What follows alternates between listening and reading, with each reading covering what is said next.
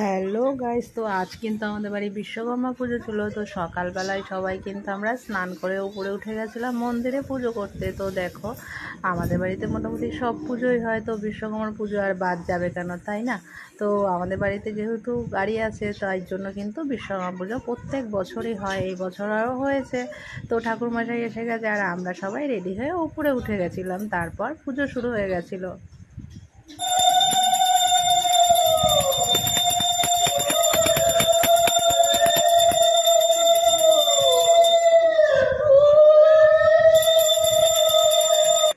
তারপর কিন্তু নিচে আসলাম গাড়ি পুজো করতে। দেখো, আমি কিন্তু সকালে উঠে আগেই কিন্তু গাড়িগুলোকে সাজিয়ে নিয়েছিলাম, আর তারপর এক এক করে ঠাকুরমশাই সব গাড়িগুলোকে পুজো করে নিল।